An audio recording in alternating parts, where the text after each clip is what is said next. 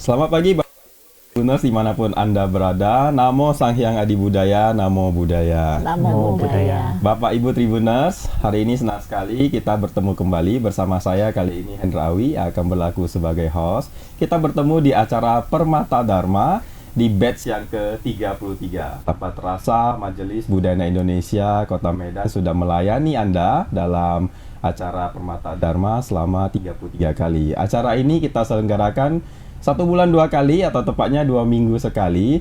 Tentunya kita membahas topik-topik yang keren, topik-topik yang sangat relevan dengan kehidupan kita sehari-hari, terutama sebagai Buddhis maupun rekan-rekan non-Buddhis.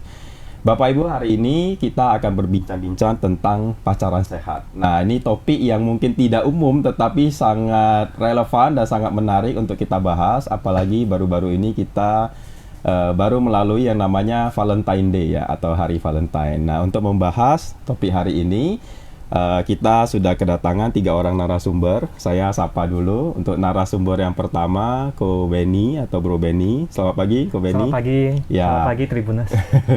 Ya, Ko Benny ini yang kita tahu adalah pacaran LDR ya, atau long distance relationship. By the way, waktu Valentine pacarnya ada bertemu secara langsung? Enggak. Oh, tahun ini tidak video pula video call ya. Nanti kita bahas lebih lanjut ke Benny ya, di mana pacarnya dan nanti bagaimana hubungan yang dilalui. Untuk narasumber yang kedua, kita sapa dulu Ibu Catherine Hems. Selamat pagi Bu Catherine. Halo, selamat pagi Pak Hendrawi, selamat pagi para permisra. Ya. Bu Catherine ini pacarnya juga. By the way, ini Ko Benny dan Bu Catherine ini bukan pacaran ya. nanti dikira karena diundang bersamaan nih, tapi mereka punya cerita menarik masing-masing ya. Jadi kita undang keduanya. So Bu Catherine juga pacarnya LDR kalau tidak salah. Ada ketemu kemarin waktu Valentine Day? Ada spesial. Ini spesial ya. Jadi nanti kita tanya kok bisa ketemu padahal ke LDR. Nah, yang ketiga sangat penting juga. Nah, beliau juga merupakan seorang pakar dalam ilmu psikologi. Kemudian juga nanti kita ingin mendapatkan pandangan dari beliau sedikit tentang perspektif Buddhis itu bagaimana sih tentang pacaran sehat ini. Kita sapa kepada Ibu Mina Wongso. Selamat pagi Bu Mina. Selamat pagi Bro Hendrawi dan Tribuner semua serta 2 narasumber ganteng dan cantik di studio. Mantap. Jadi nanti kita akan berbincang-bincang dengan 2 narasumber, kemudian nanti kita dapatkan insight atau pandangan juga dari Bu Mina. Baik Tribuners, jadi kali ini special edition ini ya, karena narasumbernya keren-keren ya, juga nanti akan didukung dengan informasi-informasi ataupun pengetahuan dari Bu Mina, bahwa nanti kami juga mengundang partisipasi dari Tribuners. Semua dapat memberikan komentar ataupun menyertakan pertanyaan di channel Facebook dari Tribun Medan ya, namanya Tribun Medan, ataupun channel Instagram dari Tribun Medan melalui Tribun Medan Daily ya. Jadi nanti sekali lagi Tribuners dapat menyampaikan pernyataannya, pendapatnya, komentarnya, ataupun bahkan bertanya langsung kepada narasumber. Nanti tim kami akan memberitahukan ya, kami akan bertanya langsung kepada narasumber. Kita mulai dari yang pertama. Nah, ini kalau bicara tentang Valentine Day, saya tidak tahu sebenarnya Indonesia itu termasuk yang merayakan Valentine Day atau tidak ya. Tetapi kita kenal Valentine Day itu adalah di tanggal 14 Februari. Kebetulan di tahun ini kita bertepatan dengan pesta demokrasi terbesar rakyat Indonesia. Jadi semua orang berpesta. Ya, pasangan-pasangan dalam tanda kutip pasangan bucin pun ikut berpesta lah ya, karena merayakan hari Valentine juga ya. Dan momentumnya juga sangat tepat di tahun ini karena kita misalnya selaku Tionghoa Indonesia, juga Tionghoa di seluruh dunia juga lagi merayakan Hari Raya Imlek ya. Nah, ini momentumnya sangat tepat semuanya kira-kira gitu. Lalu pertanyaannya itu, kalau kita bicara tentang Valentine, apa sih sebenarnya makna Valentine? Saya pengen tahu dari perspektif orang yang sedang berpacaran nih. Apa sih makna Valentine misalnya dari Benny dan dari Catherine? Mungkin dari Catherine dulu. Makna Valentine itu dikenal dengan hari kasih sayang biasanya ya. Perayaan hari kasih sayang bersama orang terkasih biasanya. Nah, jadi dulunya itu perayaan Valentine itu sebenarnya di mana cowok mengekspresikan perasaannya kepada cewek. Jadi nanti sebulan kemudian baru mendapat jawaban nih dari si ceweknya. Jadi dinamakan White Day. Baik. Nembak gitu maksudnya. Di hari Valentine adalah momentum untuk dalam tanda kutip nembak gitu ya, nembak pacarnya, mau nggak jadi pacar saya, bahwa nanti diberikan jawaban 1 bulan kemudian. Nah, itu historinya. Baik. Ya, tapi zaman sekarang sepertinya hari kasih sayang ini bukan hanya terbatas untuk pasangan saja, tapi bisa orang terkasih seperti keluarga juga. Oke. Jadi Catherine memaknai Valentine itu seperti, jadi apa yang dilakukan di Valentine kemarin yang barusan ini? Nah, jadi Valentine kali ini tentunya, jadi hari kasih sayang ini bukan hanya dengan pasangan aja, tapi sama negara tentunya. Karena kan ada ini kan pemilu kan, kita juga pencoblosan negara dulu, baru kemudian kita keluar bersama keluarga. Papa mama kebetulan saya kan luar kota, jadi papa mama ke Medan, kita juga meluangkan waktu bersama di hari Valentine itu. Kemudian malamnya baru berdua. Wow. Oke, kalau dengan Benny? Ya, kalau dari saya sebenarnya untuk hari Valentine sendiri tidak jauh beda dengan hari biasa sih sebenarnya. Kebetulan saya sendiri itu bukan tipe orang yang suka merayakan suatu hari-hari besar lah, misalnya hari ulang tahun, hari Valentine. Jadi saya sendiri bahkan dalam bentuk hadiah pun, saya pernah nih bilang sama pasangan saya bilang, gak usah deh beli hadiah-hadiah gitu, soalnya kalau saya sendiri mau beli hadiah ke orang lain juga pusing kan, mau beli hadiah apa gitu. Jadi ya karena saya nggak begitu suka memilih hadiah, saya bilang juga bahkan ke teman saya nggak usah lah beli hadiah-hadiah gitu. Aku nggak gitu suka juga, nggak suka dirayakan juga. Nah, jadi dari hari Valentine sendiri sebenarnya kalau dari saya sendiri tidak jauh berbeda dengan hari biasa. Nah, paling kalau merayakan pun cara merayakannya itu mungkin sama seperti orang kebanyakan, yaitu paling pergi makan misalnya, ada aktivitas bareng. Nah, tapi kalau dibilang itu merayakan enggak juga, karena hari biasa juga seperti itu kan. Jadi kalau dari saya hari Valentine itu hari kasih sayang. Menurut saya kasih sayang itu bukan hanya di hari Valentine lah, tapi di setiap hari juga hari Valentine gitu. Jadi di setiap hari itu harus dijalankan dengan penuh kasih sayang. Jadi tidak ada dalam tanda kutip so-called ritual khusus yang dilakukan khusus di hari tanggal 14 itu ya? Enggak ada ya. Gila dinner gitu ya? Ya, misalnya apapun itu ya anything lah ya. Artinya waktu yang baru lewat ini ya, tanggal 14 kemarin ini, nggak apa yang dilakukan dengan pasangan. Jadi biasa-biasa saja gitu. Bertukar kabar dan lain-lain. Seperti hari biasa sebenarnya, cuman paling video call, komunikasi, ya kadang ada sharing pengalaman. Semalam ada sharing pengalaman gitu sharing kan. Pengalaman. Sharing pengalaman. Terus maksudnya pengalaman situasi lah kan, kebetulan lagi pasangan saya lagi jalan-jalan. Paling di sharing nih waktu jalan-jalannya itu kayak mana gitu. Oke. Nah, ini kan menarik kalau kita bicara tentang Valentine Day, kemudian ada pasangan dan lain-lain. Yang paling penting juga adalah mungkin ya bagi pelaku-pelaku LDR ya, ini juga pengen belajar atau mendapat pengalaman dari Catherine dan Benny. Kenapa sih kamu orang bisa memilih pasangan yang LDR gitu? Apakah memang by design, memang sengaja saya nggak mau cari yang dekat-dekat di kota Medan, saya mau cari yang luar kota saja, atau sebenarnya bagaimana? Boleh share sedikit dari Benny misalnya. Ini mungkin kalau kayak gini, kalau pertanyaan seperti itu mungkin saya harus bagi menjadi dari sesi pertama ya, maksudnya dari ketemu sampai sekarang ya. Nah, jadi saya bagi jadi 2 sesi nih. Satu yaitu sebelum deal, sebelum pacaran dan setelah pacaran.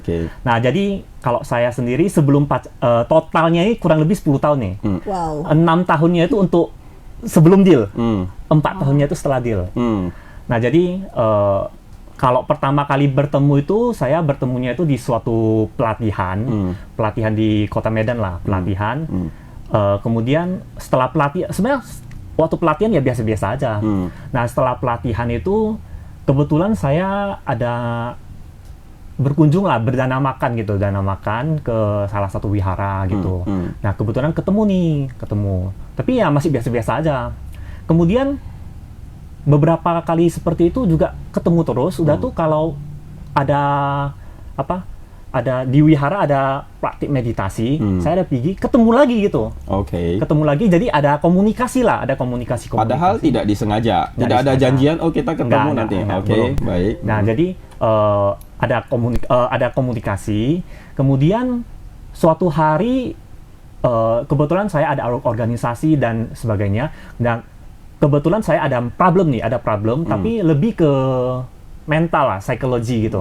Nah, kebetulan ketika saya sharing nih, saya mendapatkan pandangan-pandangan yang wah, ternyata ada perspektif seperti ini. Jadi singkat cerita, masalah mental saya, mental health-nya itu sembuh lah gitu lah.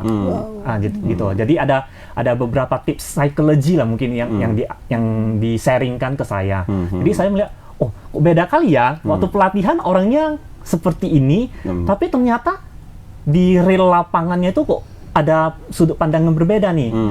Mulai saya perhatikan lah gitu. Pada saat itu udah mulai ada perasaan dikit, tapi masih ya gitu aja lah, cuma sedikit gitu. Kemudian pada saat kan sudah mulai sering komunikasi, kemudian saya lihat ketika pas dia ada problem, misalnya ada problem, cara dia menanganinya itu kok, wah ini kok ada sisi juangnya nih, ada sisi juang. Nggak usah cerita lah ya, maksudnya yang kayak mana sisi juangnya. Nanti saya korek kok sisi juangnya kayak mana. Ya, ini cerita singkatnya dulu. Ya, intinya saya melihat ada sikapnya seperti itu, saya merasa ini sefrekuensi nih, cocok gitu, komunikasinya juga nyambung dan sebagainya. Jadi artinya si dia itu sebenarnya adalah orang yang tinggal satu domisili dengan Benny awalnya. Awalnya itu dia bukan di kota Medan, dia itu dari Rantau Prapat, kemudian ke... sudah LDR juga. Sebelum ketemu sebenarnya luar kota juga. Ya, kemudian kebetulan dia kuliahnya di Medan, di Medan, kemudian ada pelatihan, ketemu, kemudian kayak tadi ada komunikasi dan sebagainya. Kemudian kurang lebih setahun setelah pelatihan itu, kebetulan pasangan saya itu mendapatkan beasiswa untuk ke China, untuk melanjutkan kuliahnya. Jadi kuliahnya nggak putus, tapi 2 tahunnya itu di Medan, 2 tahunnya itu di China gitu. Ya pada saat itu kan udah ada perasaan ya. Nah jadi sebenarnya gini, dari 6 tahun ini saya ada 2 kali nembak nih. Yang pertama itu nembaknya itu sebelum pasangan saya itu pergi ke China gitu. Karena kan ada di pikiran saya, daripada nanti saya nyesel kan, mending saya ungkapkan dulu lah gitu. Sekarang. Nah, tapi mungkin pemikiran dia lah, ini nanti bakal LDR dan sebagainya, jadi tidak diterima, tapi nggak bilang nggak juga gitu. Digantung, depending. Nah, tembak yang kedua saat beliau udah 6 tahun kemudian. 6 tahun kemudian. 5 tahun kemudian. Nah, itu 2 tahun setelah balik itu masih ada komunikasi dan sebagainya. Sampai itu masih udah pulang itu kan masih ada range kurang lebih 3 tahun ya. Itu 3 tahun itu juga sebenarnya kalau bisa dibilang LDR juga. Jadi pasangan saya itu bekerja di luar kota lah, kota Bandung gitu. Nah, kemudian ada balik lagi di Medan, kemudian ada sempat kerja bareng juga gitu. Nah, kemudian 2020-nya itu saya nembak lagi nih. Nah, pada saat itu baru deal lah gitu. Karena akhirnya setelah sekian lama lah ya, 6 tahun gitu kan. Kejarnya akhirnya deal juga gitu. Ya, baik Bro Benny, nanti saya akan tanya lebih lanjut kenapa sih bisa sustain, bisa bertahan di hubungan LDR, apa yang plus dan apa yang minus dari hubungan yang normal-normal saja gitu, yang biasanya sering ketemu. Tapi saya kembali ke Catherine dulu. Nah, Catherine kan juga salah satu yang sebagai praktisi LDR nih, Catherine. Sebagai praktisi LDR, jadi kita juga pengen dapat insight dari Catherine. Apakah sama seperti tadi sebelumnya ada di satu kota atau bagaimana, dan bagaimana sih menjalaninya hubungan ini? Silakan, Catherine. Jadi tadi Ko Hendra Awi ada tanya ya, bahwasanya apakah sengaja mau LDR? Tentu tidak, karena sebenarnya saya pernah menjalani hubungan LDR dan sepertinya berat.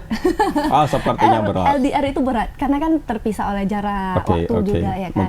Tapi kalau sama dia mungkin ada pernah mendengar sebuah kutipannya. Jarak itu bukan menjadi masalah ketika bersama orang yang tepat. Sedap. Itu kayaknya quotes itu mulai dari COVID sih sebenarnya. Karena semuanya bisa online ya. Jadi awalnya ini ketemu dia itu kita satu company kerjaannya. Nah, jadi satu company, jadi kita ketemunya itu saat trip bareng. Trip bareng jauh banget. Jadi di sana ketemu pertama kali. Nah, jadi di sana hanya ketemu tapi belum ada perasaan apa-apa. Setelah itu ada chatting, komen IG dan lain sebagainya. Baru setahun kemudian ketemunya di trip lagi. Trip jalan bareng-bareng, kemudian saat trip itu oleh teman-teman satu bus itu kita dijodohin gitu. Dijodohin, dia nyanyi gitu, jodohin. Kemudian perasaannya masih ya seperti biasa. Kemudian udah pulang di Medan, kirain udah stop sampai di sana. Tapi ternyata masih lanjut, dan bahkan ternyata yang dijodohin ini bukan hanya teman-teman yang pergi ikut trip, tapi senasional company itu menjodohkan juga. Jadi kadang mikirnya seperti universe mendukung gitu. Dan awalnya sebenarnya dia sendiri juga pernah ungkapkan di isi hati dia ya. Jadi waktu kita mau pulang dari trip balik ke Medan, pas di pesawat dia bilang kalau memang ini jodohku, kasih pertanda. Dan ternyata rupanya waktu udah masuk pesawat, seat kita dudukan bareng. Nah, jadi dia depan belakang, tapi karena dijodohin disuruh duduk bareng. Duduk bareng kan perjalanan tuh 5 jam. 5 jam itu obrolan kita nggak berhenti. Padahal sebenarnya sebelumnya itu nggak pernah kita ngobrol, bicara. Jadi cuma sapa, sok cool masih. Jadi ini tiba-tiba 5 jam nih ada aja topiknya.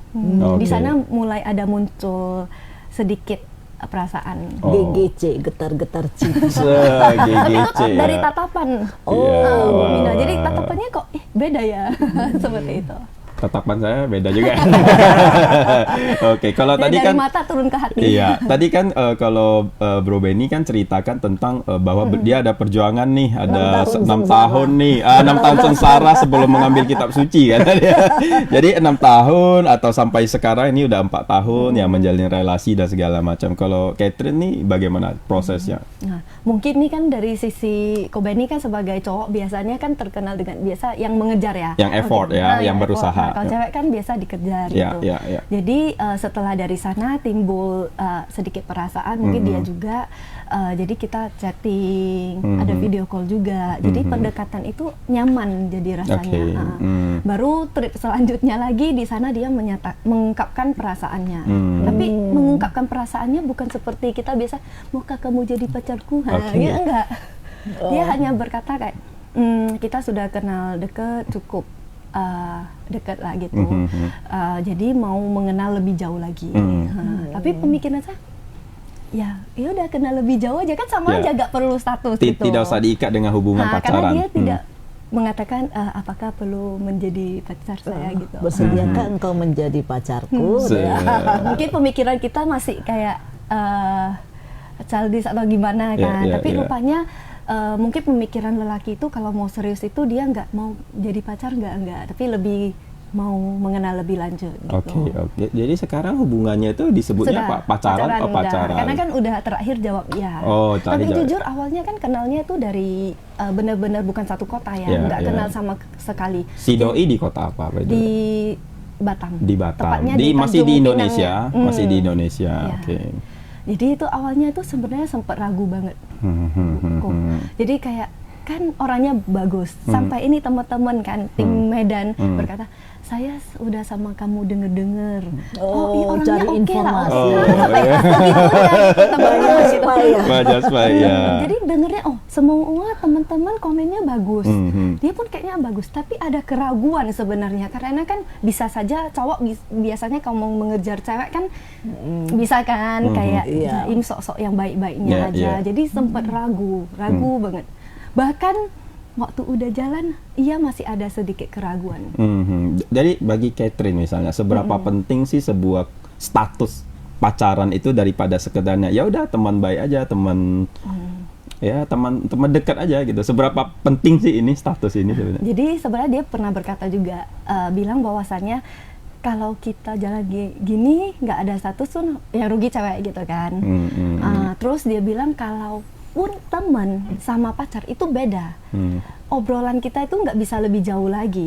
Dan setelah jalani udah pacaran memang benar bahwasannya status itu mempengaruhi. Karena kalau kita sebatas teman, aneh kalau kita terlalu TikTok gitu ya. Iya kan. Oke, membicarakan masa depan itu aneh ya kalau bukan. Oke, baik. Terima kasih Catherine. Nah, ini saya ingin ke Bu Mina. Tadi Bu Mina sudah mendengarkan kisah-kisah sejoli-sejoli kita ini, tapi bukan dua sejoli ya, jadi sejoli-sejoli kita. Nah, saya ingin bertanya lebih ke gini, bagaimana sih pendapat Bu Mina tentang itu, lebih ke tentang status pacaran. Pertama status pacaran dulu, kemudian di hari Valentine itu sebenarnya di Buddhis tuh ada nggak sih istilah hari kasih sayang, hari Valentine misalnya di tanggal 14 misalnya gitu ya. Dan kemudian yang ketiga itu gimana sih sebenarnya Bu Mina menyikapi pacaran dengan sekedar teman gitu. Kalau di Buddhis kan kita tahu Kalyanamita ya, ada teman baik ya. Tapi saya sih sendiri belum pernah dengar ada pacar yang baik ya. Jadi saya belum pernah lihat. Nah, mungkin dari perspektif Bu Mina bagaimana? Silakan Bu. Karena saya mau memandang dari sudut pandang psikologi dulu ya. Sebenarnya yang namanya pacaran itu kan proses pendekatan nih untuk melihat cocokkah si A dengan si B apabila kelak nanti berumah tangga. Jadi kalau teman pria dan wanita mungkin kita bertemu setiap hari, buka mata keluar dari rumah sudah bisa ketemu dengan lawan jenis nih kan. Tapi begitu kita istilah orang bilang dari mata turun ke hati kan, pasti fisiknya dulu yang pertama kita lihat. Setelah ada kecocokan baru mulai dispion ya, kayak tadi ya. Sudah mulai dicari informasi, ternyata lebih klop, maka kita mau mendalami lebih jauh lagi. Setelah lebih jauh lagi akhirnya diputuskan, oh ini yang mau saya ajak untuk menjadi tua bersama. Lalu setelah klop dari sisi psikologi, nah sebenarnya itu dia tadi, apa sih pentingnya? Itu kan hanya, kalau begitu kan apakah bukan berteman saja oke saja gitu. Kenapa sih kita harus ikat dengan status pacar itu misalnya gitu? Ya, secara officially kan berteman ya kita berteman, tapi ketika kita punya sebuah status yang lebih dari sekedar teman, di situ ada pendekatan yang berbeda tentunya. Nah, dari pendekatan yang berbeda itu masalahnya adalah banyak orang pacaran itu matanya tertutup untuk melihat yang buruk dan hanya memandang yang baik saja. Tapi begitu sudah menikah, dia tertutup untuk yang baik dan hanya melihat yang buruk saja.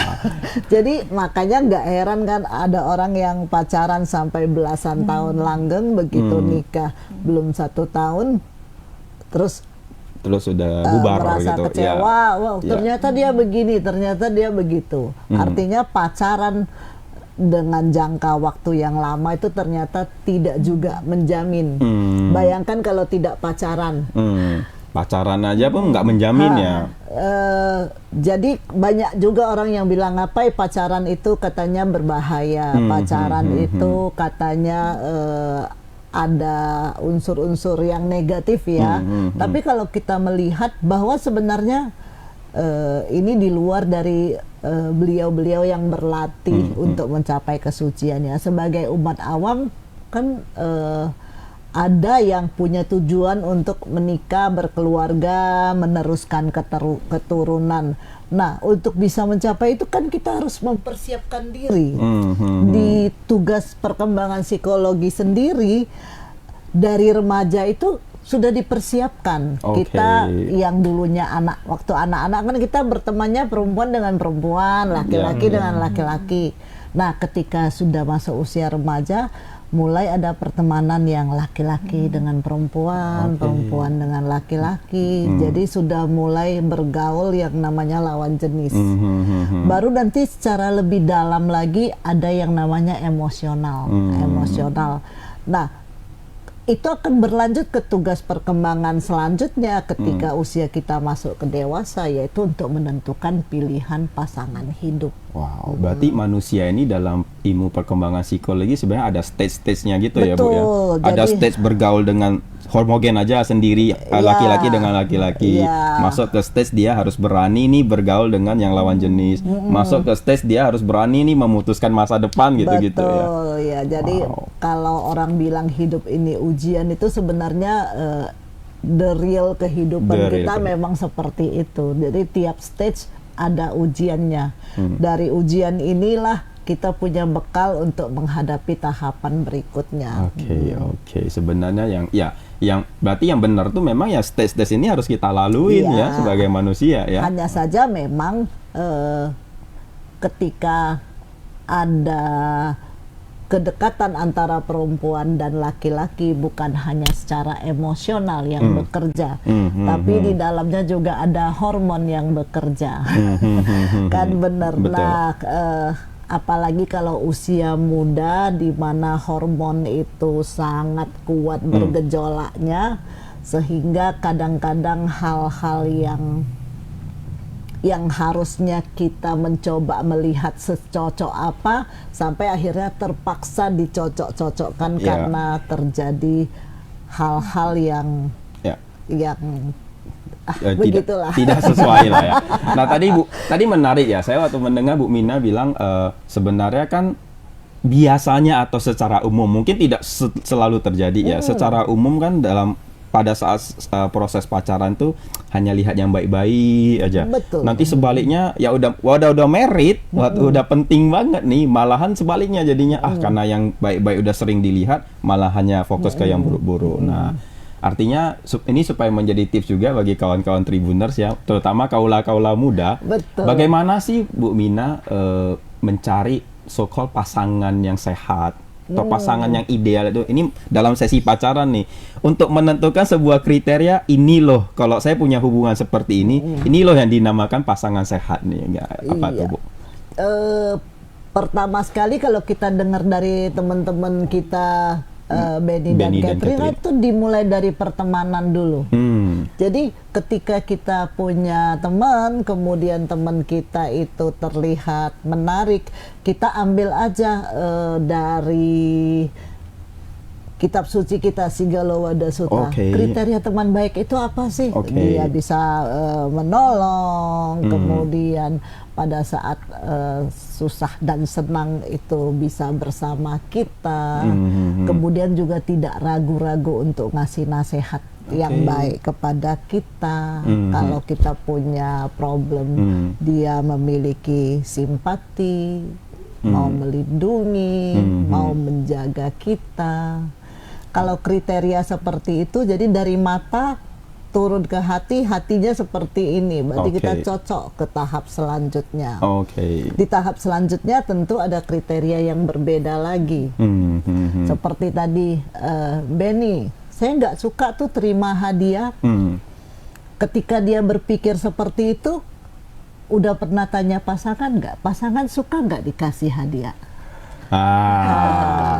Jadi ini setiap orang itu punya bahasa kasih yang berbeda loh. Ada orang yang dia akan merasa sangat dicintai ketika pasangannya memuji. Ada yang merasa dicintai ketika dia diberi hadiah. Ada yang merasa dicintai ketika misalnya sentuhan. Ada physical touch. Belayan. Ada yang ketika dibuatin makanan, dilayani. Ada juga yang ketika ditemani ngobrol, didengarkan. Jadi setiap orang itu berbeda-beda. So ketika kita mau membuka diri untuk berpasangan, tolong diingat untuk lebih dahulu memahami orang lain daripada dipahami lebih dulu. Kalau yang seperti Benny kan enak, dia terus terang, tolong saya jangan dikasih hadiah, saya nggak suka.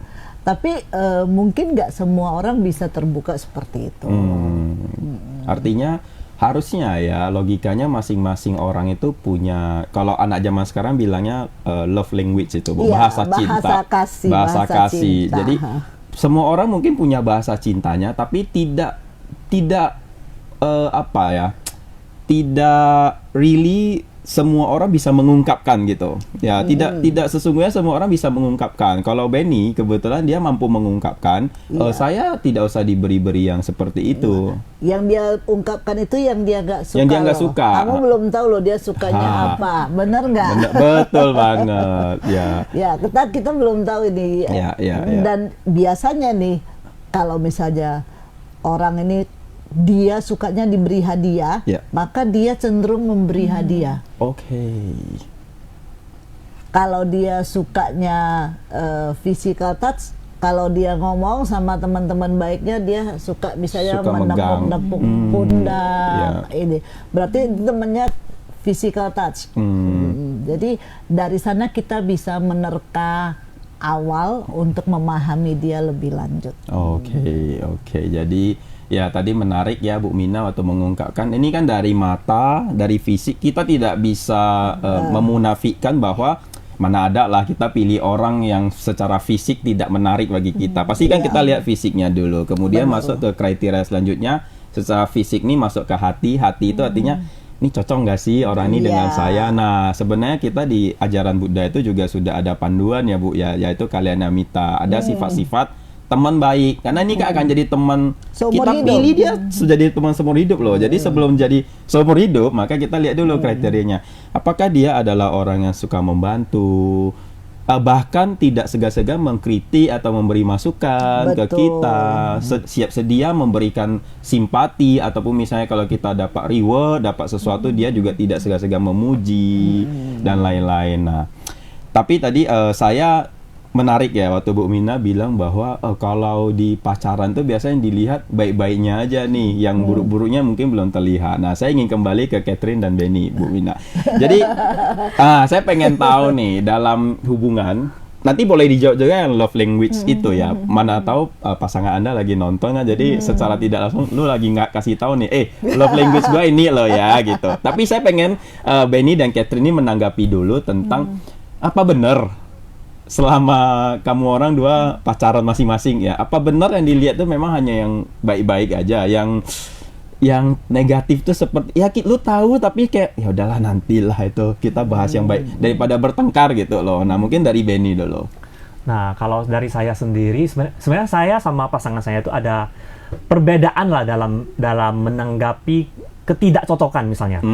Misalnya ketika kalau saya itu lebih ke kalau ada hal yang kurang pas nih, biasanya kalau ada kondisinya pas kondisinya itu sedang terjadi, ya kan? Tapi bukan di banyak orang juga, maksudnya ketika sudah pas ada kondisi lah, saya akan menceritakan. Ini seharusnya saran saya sih seperti ini ya, lebih bagus seperti ini gitu. Kalau dari pasangan saya, dia berbeda lagi nih. Kalau dia, misalnya saya melakukan suatu kesalahan deh misalnya, nanti dia akan cari waktu yang sudah tenang, mungkin bisa seminggu kemudian, 3 hari kemudian, baru dia kasih tahu, harusnya kemarin kalau kayak gini-gini, saran saya sebaiknya kayak gini-gini, gitu. Jadi dia mungkin mentalnya lebih dewasa dari saya ya, dia pinter cari waktu gitu. Jadi pas logika saya tuh lagi jalan ya kan, dia masukin dah, tapi dia nggak memaksa juga, saran saya seperti ini ya. Kemudian di akhir kalau saya perhatikan selalu seperti maaf ya kalau misalnya ada salah-salah kata gitu. Jadi lebih ke memberikan saran, bukan memaksa ya, bukan memaksa. Saya sendiri juga belajar dari dia. Oh dia cara menasehatinya itu dengan cara memberikan saran nih. Nah jadi saya juga secara otomatis belajar bareng gitu, caranya itu seperti ini. Jadi tidak memaksakan dia harus seperti saya gitu, enggak. Ya. Kalau itu tadi kan kelebihan pasangan Anda ya. Anda bilang, jadi Anda ada mencium aroma kekurangan nggak nih sekarang selama proses pacaran? Ya mungkin tadi dulu ya. Tadi yang kalau misalnya udah dikasih saran nih, ternyata ternyata masih nggak pas nih, sarannya kurang pas. Nah itu biasanya kita lakukan diskusi gitu. Diskusi. Nah kemudian kalau yang negatif ya. Negatif itu sebenarnya negatif lah, kekurangan. Yang menurut kamu kekurangan, menurut dia belum tentu loh ya, Bu. Bisa aja ya. Menurut dia itu bukan kekurangan. Nah, jadi kalau pasangan saya itu ada satu sifat yang mungkin mau dibilang buruk juga enggak. Tapi gini, mungkin kadang saya agak kurang suka lah, yaitu imajinasinya tuh tinggi banget. Jadi mungkin karena gini, dia ketika nonton suatu film misalnya, kemudian dia nanti bakal cerita, kalau saya seperti itu kayak mana. Jadi what if-nya tuh banyak. Kalau what if-nya ini sebenarnya dari saya sendiri nggak masalah, dia tanya, oh kan karena kan mungkin saja kita bisa berhadapan dengan situasi seperti itu kan. Nah jadi biasanya saya ya tangkalnya itu dengan cara ikut berimajinasi nih, kalau memang seperti ini, saya bakal gini nih. Nah, terus nanti akan terjadi diskusi lah gitu. Nah tapi ada kalanya what if-nya ini tidak masuk akal. Tidak masuk akal. Contoh. Aku nggak tahu dia nonton dari film apa atau dari mana, tiba-tiba keluar aja what if-nya ini yang cukup menurut saya nggak mungkin terjadi lah di dunia nyata. Misalnya kalau misalnya suatu hari, dalam satu hari itu tiba-tiba saya jadi nenek-nenek, itu biasanya aku langsung kalau pas aku ada waktu luang, oke lah saya layani, berimajinasi. Tapi kalau pas saya lagi sibuk nih, maksudnya kebetulan pekerjaan saya tuh menggunakan programming, itu menggunakan apa ya, logika lah, pikiran gitu kan. Tiba-tiba ditanya kayak gitu, buyar. Menurut kamu receh gitu ya? Pertanyaan receh banget. Pertanyaan pertama nggak mungkin terjadi. Yang kedua, kalau saya ikut, ya nanti kerjaan saya nih jadi buyar nih, ya kan? Biasanya saya tolak secara halus lah gitu. Nggak nenek-nenek gitu lah ya, kira-kira ya. Kurang lebih gitu. Nah, tadi cara handlingnya adalah dengan menghindari, tidak usah membahas dulu gitu. Ada dua. Yang pertama ikut berimajinasi. Yang kedua itu kalau bilang menghindar, iya juga ya. Jadi tolak tapi dengan cara halus lah. Gitu. Menarik. Nanti saya sebenarnya pengen tanya expert advice ya dari Bu Mina, karena gimana sih kalau kita udah sampai ke hubungan yang mungkin kita udah kurang nyaman nih dengan kondisi kekurangan pasangan kita nih, gimana sih cara baiknya untuk menghandling lah nanti. Tapi sebelum ke Bu Mina, ke Catherine dulu nih. By the way, sebelum Catherine ya, tadi love language kamu apa, Ben? Biar pasangan kamu lihat yang lagi di Cina. Love language apa ya? Lu kan tadi hanya mengungkapkan yang tidak suka, kata Bu Mina. Yang kamu suka apa? Kan ada act of service, suka dilayani, ada yang suka disentuh, ada yang suka di giving, suka diucapkan. Mungkin diskusi ya, di talk mungkin. Quality time, berarti quality time ya. Oke. Baik, kalau ke Catherine nih, tadi sama juga pertanyaannya, Cat. Nah, kalau saya nggak tahu nih hubungannya apakah sudah sepanjang Benny atau masih belum sepanjang Benny ya.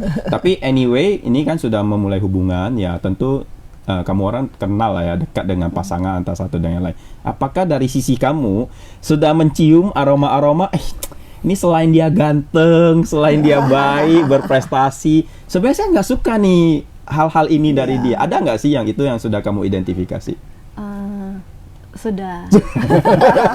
Jadi meskipun hubungan kita itu seumur jagung, maksudnya belum begitu lama, tapi kedekatannya, kehangatannya terasa kayak sudah mengenal lama. Kalau di istilah Buddhis mungkin saja dulunya itu jodoh memang karma, jodoh karma. Jadi kalau di dia itu sebenarnya bukan kekurangan yang bagaimana, mungkin tidak begitu cocok. Misalnya orangnya buru-buru gitu, seperti menjalani hubungan. Kalau dulu itu persepsi saya, pendekatan itu harus 1 tahun. Baru sudah mengenal, baru jalan. Tapi di sini sama dia pendekatan tidak begitu lama. Nah, tapi malah begitu, tapi bukannya endingnya nggak baik, tapi malah bagus juga prosesnya. Malah lebih cepat pacaran, lebih bisa mengenal lebih dalam lagi. Kemudian kalau misalnya ada, biasa kan cewek ya, apalagi saya ini love language-nya nih quality time nih. Jadi sebenarnya LDR lumayan struggling ya, karena kan quality time itu harus menghabiskan waktu bersama dan lain sebagainya. Jadi kadang ada perasaan kangen itu berat. Kalau di film Dilan jangan kangen berat gitu. Ini memang benar berat ya. Biar Dilan aja. Hanya Dilan aja yang mampu ya. Nah, jadi saat kangen itu kadang kita apalagi perempuan ya, kadang moodnya bisa sangat swing banget. Jadi kayak, karena kangen tuh kayaknya jadi bad mood, kayak dikit-dikit ada ini kan. Nah, jadi misal ada sedikit masalah kita ngambek gitu, dia menjelaskan banyak-banyak. Jadi menurut saya tuh kamu selalu pembelaan. Padahal sebenarnya saya mengerti dia bukan pembelaan, tapi mau meluruskan masalah. Mau memperbaiki mood kamu juga. Tapi sebenarnya itu bukan masalah besar karena sudah lewat itu, mengerti juga. Cuma kayak ini karena kangen itu jadi Oke. Nah, saya ingin mempertajam dengan Catherine ya. Kamu sudah mengidentifikasi tadi ada kekurangan pasangan kamu. Saya enggak. Tapi saya pribadi jujur nggak melihat itu sebagai kekurangan Iya, sih. nggak kekurangan tapi masih bisa diterima. Okay. Cuma kayak nggak gitu. Kamu handlingnya bagaimana dengan yang suka terburu-buru ngambil keputusan dan lain-lain? Biasanya kamu handlingnya bagaimana? Apa sudah ada solusi kan untuk itu? Tapi sebenarnya memang mungkin aku perlu digituin. Oke. Malah perlu. Oke. Karena kalau dia nggak ini, mungkin nggak jadi-jadi. Nggak nabrak Seriusan. gitu ya, nggak nabrak nggak jadi. Oke. Nah, yang penting juga sebenarnya terutama saya kalau dengar dari Catherine tadi kamu bukan hanya mengidentifikasi kekurangan pasangan, tapi kamu juga sudah mengidentifikasi kekurangan kamu sendiri. Misalnya sering mood swing, susah ambil keputusan. Ya, susah ambil keputusan. Nah, kekurangan kamu ini pernah nggak sih kamu langsung komunikasikan dengan pasangan kamu? Kamu ceritakan nggak sih, saya nggak sukanya ini, saya kekurangannya ini. Pernah? Sering. Jadi kan kita misalnya saya ke tempat dia kan ada teman-temannya. Saya bilang juga iya karena dia nih ribut kali makanya jadi. Okay. Jadi sambil bercanda gitu. Nggak maksudnya kekurangan kamu sendiri tadi ya suka mood swing juga kamu sampaikan ke dia. Tapi sebenarnya kadang nggak bilang tapi dia cukup mengerti. Oke. Dan sebenarnya dari sisi orang tua juga sangat mendukung. Jadi kadang mama ada bilang juga sama dia mengerti, tapi dari sisi dia juga bagus gitu. Oke. Saya sebenarnya nanti ingin memperdalam tentang ada satu lagi nih kekurangannya. Apa dia itu? bisa tidur di mana saja. Oh, itu kekurangan ya? Oh, karena ngoroknya. Kalau tidur di mana kelebihan tuh. Ya, itu sebuah anugerah. Anugerah itu. Tempat ini tidur. Mungkin karena ngoroknya itu ya. Nah, saya sebenarnya ingin memperdalam nanti tadi karena Catherine kan ada sedikit membahas tentang mama juga setuju. Saya sebenarnya pengen tahu bagaimana sih perspektif kita anak-anak muda sekarang menjalani hubungan pacaran tentang restu atau keterlibatan orang tua gitu loh. Karena ada pengalaman-pengalaman ya dari teman-teman maupun dari yang saya lihat tuh malahan kalau udah masuk ke sesi merit, malahan orang tua itu dikatakan sebagai salah satu yang menjadi pengganggu gitu loh. Tapi dalam hubungan tuh apa betul-betul orang tua pengganggu dan lain-lain gitu. Nanti mungkin persepsi dari kalian saya pengen tahu. Tapi saya kembali juga ke Bu Mina ya. Tadi Bu Mina menarik untuk mendengarkan bahwa ternyata dalam pasangan itu ada yang cepat mengidentifikasi kekurangan pasangannya. Ada yang mungkin kayak Bu Mina bilang tadi nggak pernah mau tahu dan menutup mata dengan kekurangan-kekurangan. Bahkan nggak jarang juga orang yang punya mental pahlawan berpikir bahwa saya bisa mengubah dia menjadi pribadi yang lebih baik. Wow. Ya. Biasanya kan kalau kita pernah dengar banyak juga kan perempuan yang menyukai bad boy. Ya benar. Sesungguhnya saya belum bisa paham sih konsep itu sampai sekarang ya. Tapi ya boleh Bu Mina ceritakan coba gimana tuh. Bad boy itu sosoknya kelihatan maco kan, pasti orangnya gayanya cool, cueknya setengah mati, penampilannya sedikit urakan, sehingga menimbulkan sebuah tantangan. Saya pengen naklukin dia, meskipun dengan segudang minusnya.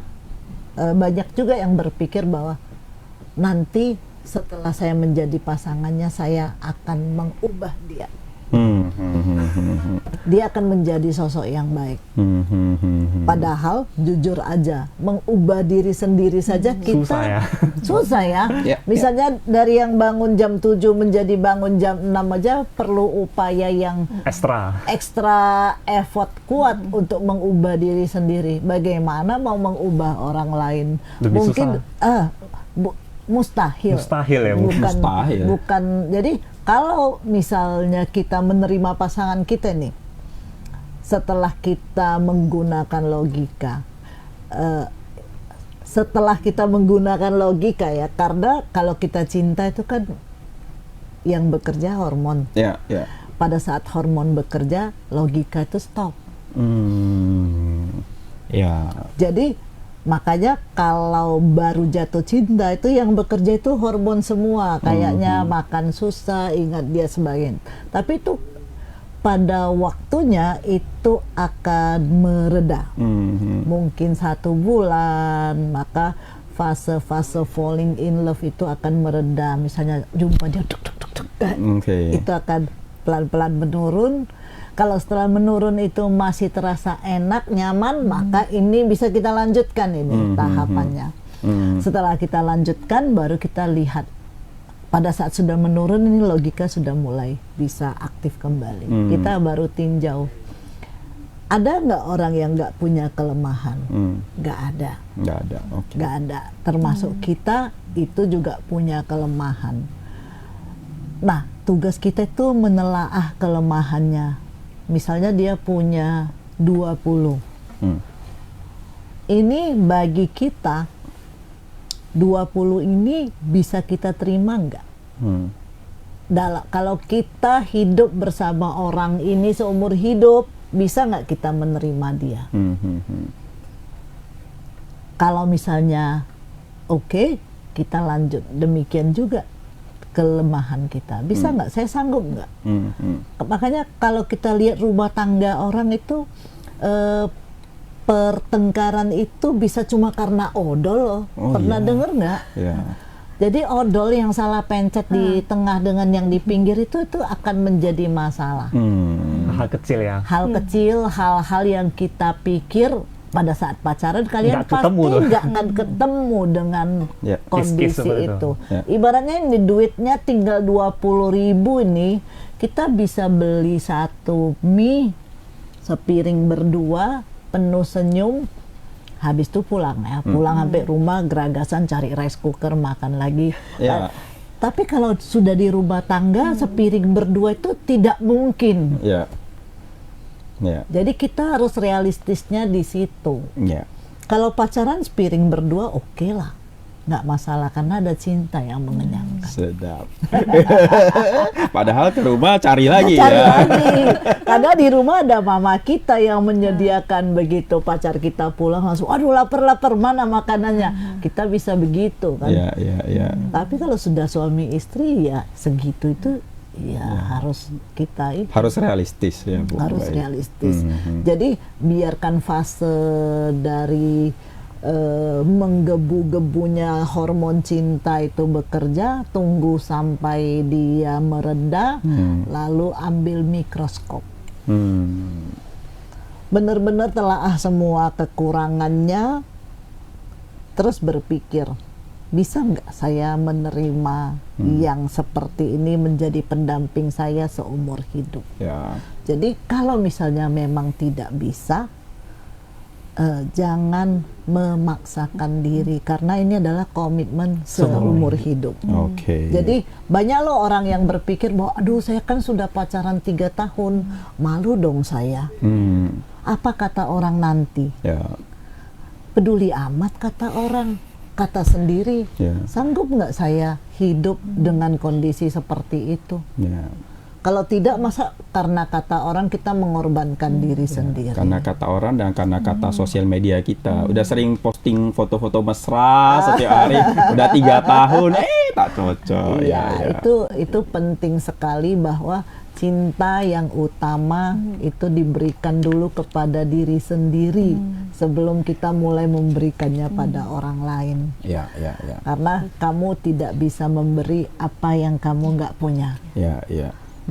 Menarik tadi kata Bu Mina, misalnya nih kita sudah sampai pada fase meneropong, menganalisa, kita udah tahu nih, kekurangannya ada 20, let's say tadi contohnya. Nah, itu kan kita self analyzing ya, kita melakukan analisa sendiri, bisa nggak sih saya menerima 20 ini? Nah, apakah ada pilihan juga bahwa kekurangan dia yang 20 ini boleh nggak secara perspektif psikologi kita komunikasikan ke dia, kamu punya 20 kekurangan ini, sebelum kamu memperbaiki ini, saya nggak bisa nih lanjut sama kamu. Boleh nggak proses itu dilakukan?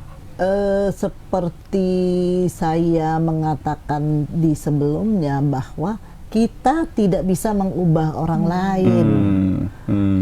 Mungkin dia kayak gitu ya. Mungkin dia bisa berubah. Mungkin kalau dia mau. Dia tidak berubah karena kita, atau kita tidak bisa mengubah dia. Kalau dia bisa berubah, itu karena kemauan dia. So kita prepare for the worst. Bisa nggak kita terima kondisi gini? Meskipun dia bisa berubah, mungkin ada posibilitas ada, tapi bukan karena kita. Jangan merasa hebat. Baik, artinya sebenarnya boleh disampaikan, tapi mengenai apakah dia mau mengambil itu untuk berubah, itu karena dia sendiri, bukan karena kita memberitahu dia ya sebenarnya. Lalu tadi kalau menyambung ini Bu, tadi kan ada Ibu katakan ya bahwa ada orang yang berada di fase meletup-meletup seperti saya masih falling in love, cinta banget, dan mungkin ini prosesnya bagi beberapa orang bisa beda-beda ya. Ada yang mungkin sebulan sudah meletup-melutupnya mulai hilang, ada yang setahun meletup-meletup terus gitu.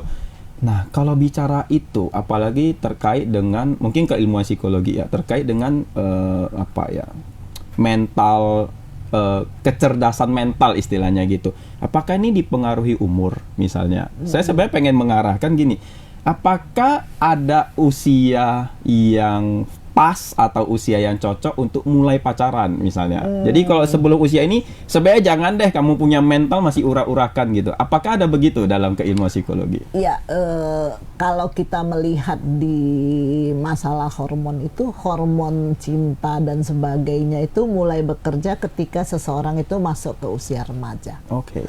Jadi begitu dia masuk ke usia remaja, segala hormon itu bekerja, termasuk di dalamnya hormon yang mempengaruhi nafsu. Itu bekerjanya bersamaan. So, ada risiko pada saat remaja itu, ketika dia berpacaran itu ada resiko. Resikonya aja kalau misalnya mereka berdua, itu yang bekerja bukan cuma hormon cinta, tapi hormon lain itu akan nebeng gitu loh. Sehingga yang namanya proses pendekatan itu berubah fungsi. Jadi terjadilah yang namanya married by accident. Makanya jadi remaja nggak boleh pacaran. Boleh kah? Coba, boleh nggak? Boleh nggak kira-kira? Banyak pertentangan soal itu. Tantangan saya rasa banyak ya kayak gitu ya. Soalnya kan bukan hanya masalah pacaran aja, tapi kan sekelilingnya itu loh. Misalnya di sekolah nih, kan ada kondisi teman-teman juga. Iya, betul. Itu emosinya itu pasti bermain kan.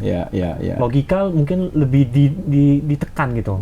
Apalagi misalnya kelas 2 SMA nih, udah pacaran. Saya kok belum. Jadi ada terdesak bahwa saya adalah orang normal yang juga punya daya tarik, sehingga menarik lawan jenis, punya pacar.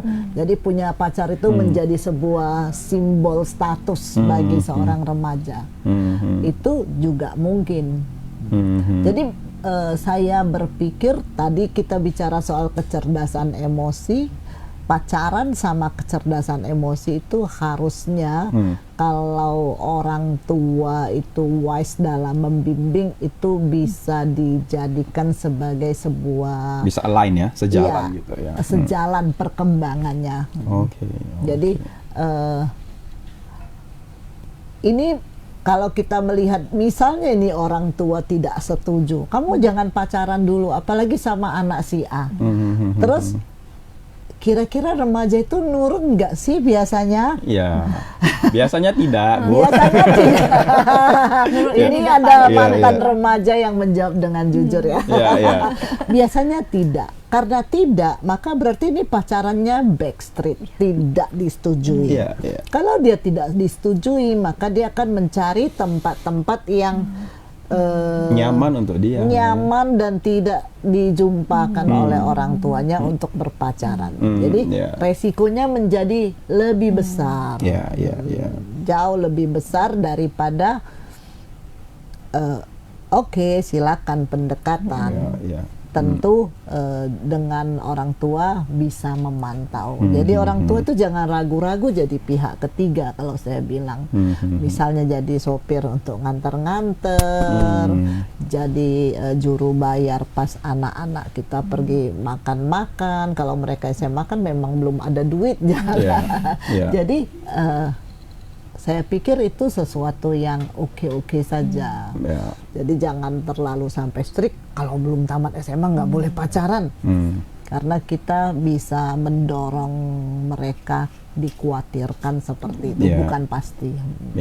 Ya, itu menarik karena ada mungkin secara umum ya di lapangan kita bisa jumpain masih ada orang yang berpikiran kalau kamu belum lulus sekolah jangan pacaran lah misalnya. Artinya kan dibatasin dengan umur, usia, atau seakan-akan kayak udahlah kamu kalau kerja belum beres, gaji aja masih terlunta-lunta, gak usah pacaran lah. Jadi seakan-akan kayak apakah memang ada nih period yang sangat pas, sangat cocok untuk pacaran? Harus tunggu sampai berapa lama sih?